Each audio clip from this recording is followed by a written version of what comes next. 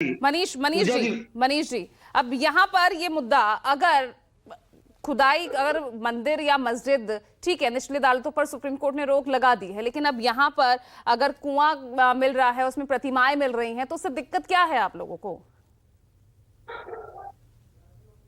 Unmute कीजिए Manish ji. Unmute है। हाँ बोलिए।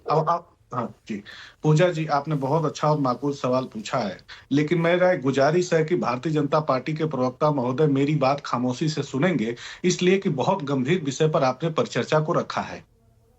24 नवंबर को जब संभल में घटना होती है और जिस तरह से पॉलिटिकल पोलराइजेशन करने के लिए भारतीय जनता पार्टी के दिल्ली से लेकर के लखनऊ तक के नेता जुट जाते हैं और शासन प्रशासन की मिली भगत और प्रशासन की फेल्योरनेस की वजह से इस घटना को अंजाम दिया जाता है, तो पूरा देश सन्न रह जाता है, पूरा देश देखता है। इसलिए कि योगी आदित्यनाथ कानून व्यवस्था के नाम पर जीरो टॉलरेंस की बात करते हैं, वो भारतीय जनता पार्टी संभल को जलते हुए खुली आंखों से देख रही होती है। भारतीय जनता पार्टी के नेताओं की मोतियाबिंद जैसी बीमारी को देखिए कि भारतीय जनता पार्टी के लोग कहते हैं कि संभल में धर्मों के लोगों ने पत्थर फेंका, अरे बंदूकें तानी गई, गोलियां मारी गई, 5-5 नौजवान मारे गए।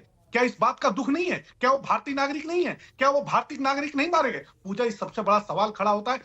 2 दिनों से मंदिर मिलने के बाद से और मूर्तियां मिलने के बाद से कुएं में मूर्तियां ढूंढी गई हैं। आप जानती है पूजा जी, बनारस कॉरिडोर बनाने के नाम पर, अयोध्या में कॉरिडोर बनाने के नाम पर, विकास के नाम पर, और मथुरा में विकास के नाम पर और मंदिर बनाने के नाम पर जिस तरह से मूर्तियों को तोड़ा गया है, मंदिरों को तोड़ा गया है, हजारों मंदिर तोड़े गए हैं और लाखों मूर्तियां भारतीय जनता पार्टी के लोगों ने तोड़ करके जेसीबी से उठा करके खंडार में फेंका। इन भारतीय जनता पार्टी जैसे पापियों से पूछिए कि उन मूर्तियों को डेवलपमेंट के नाम पर, विकास के नाम पर तोड़ करके, आप अयोध्या में पता कर लीजिए, बनारस में पता कर लीजिए, मथुरा में पता कर लीजिए, इन डेवलपमेंट के नाम पर हजारों मूर्तियों को तोड़ने का गुनाहगार ये भारतीय जनता पार्टी के नेता है और योगी आदित्यनाथ है। सबसे महत्वपूर्ण बात है, आज उत्तर प्रदेश किस हालात में पहुंच चुका है। आप कानून व्यवस्था की बात करते, कब कहां पर किसकी हत्या हो जाए, कब किसको लूट लिया जाए, कब किसकी जान चली जाए, उत्तर प्रदेश में कोई भरोसा नहीं। और ये योगी आदित्यनाथ, कितना बड़ा दुर्भाग्य, 21 मुकदमों का दंगाई नेता, जिससे जो उत्तर प्रदेश का मुख्यमंत्री है, 17 में अपने 21 मुकदमे वापस खुद लेते हैं, वो दंगा कराने के मुकदमे दर्ज थे। एक दंगाई कह रहा है कि उत्तर प्रदेश दंगा विहीन है।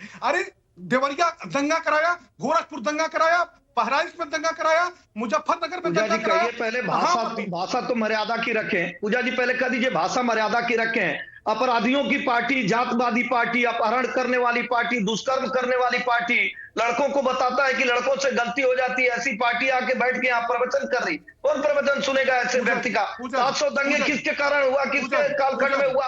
रामपुर में, कानपुर में, सहारनपुर में, बदायूं में, बरेली में, बुलंदशहर में। अब तो देखिए ना, सुनिए ना एसएन सिंह जी, आपको एक दंगा अब जुड़ गया ना आपकी सरकार के दौरान भी। संभल तो ताजा उसका उदाहरण है। अब तो आप नहीं कह सकेंगे ना हमारी सरकार में कोई दंगा नहीं हुआ, हालांकि एनसीआरबी के आंकड़े कुछ और कहते हैं। ठीक है, ठीक, बीच में नहीं ना एसएन सिंह जी, बीच में मतलब क्या? अब बैठ के मुख्यमंत्री को कुछ भी बोलेंगे, अपनी हैसियत देखो, अपनी औकात देखो, अपनी बात देखो, और ठीक है करते हैं। मनीष जी, गुजारिश है आपसे, भाषा की मर्यादा बनाए रखिए प्लीज, पूछिए, गुजारिश है, अपनी बात पूरी कीजिए, मर्यादा में रख के सवाल पूछिए। ठीक है एसएन सिंह जी, बोलिए, मनीष जी बोलिए। अपने संसदीय जीवन में योगी आदित्यनाथ ने पूरे पूर्वांचल को दंगा की आग में झोंका। मऊ से लेकर के आजमगढ़ पूरी दंगा की आग में झोंकने वाला नेता आज कह रहा है कि उत्तर प्रदेश दंगा विहीन है। मैं पूछना चाहता हूं, 46 वर्षों में कहा आपने कि 46 वर्षों में संभल पर कोई कार्रवाई क्यों नहीं की गई? अरे राजनाथ सिंह मुख्यमंत्री थे। अरे भाई, वो तो कह रहे हैं कि आप बस अपने वोट बैंक को आप देखते हैं, आप उन निर्दोष हिंदुओं के बारे में तो कुछ नहीं बोलते हैं।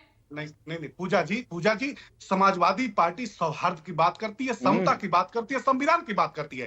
समाजवादी पार्टी एकता और अखंडता की बात करती है। भारतीय जनता पार्टी से जब सवाल पूछिएगा, इन 46 वर्षों में हिसाब मांगने वाले योगी आदित्यनाथ जी बताएं कि राजनाथ सिंह मुख्यमंत्री थे, राम प्रकाश गुप्ता मुख्यमंत्री थे, कल्याण सिंह मुख्यमंत्री थे, 2 बार कल्याण सिंह मुख्यमंत्री थे। अपने ही मुख्यमंत्रियों के कार्यकाल पर सवाल उठाने वाली भारतीय जनता पार्टी कल जो चिल्लाहट मचा रही है, आज जानती है पूजा जी, 168 लाख करोड़ रुपए इन 8 वर्षों में योगी आदित्यनाथ को मिले हैं। डेवलपमेंट का उत्तर प्रदेश में कहीं कोई काम नहीं दिखाई दे रहा है। आज उत्तर प्रदेश पूरी तरह से विकास से ओझल हो चुका है। और ये योगी आदित्यनाथ इतनी ईमानदारी से बात करते हैं, जैसे मालूम पड़ता है कि संत परंपरा का जो ध्वज है, सत्यता का जो पताका है, इतने झूठ के पुलिंदों से बांधने की कोशिश करते हैं कि इतना दुर्भाग्य है इस उत्तर प्रदेश का और देश का कि ऐसे लोग बैठे हैं सत्ता में जो रात दिन केवल झूठ का पुलिंदा। भाई वो तो सीधा कह रहे हैं कुंदर की और रामपुर हमने जीत लिया, बारी सीसामऊ और करहल की है।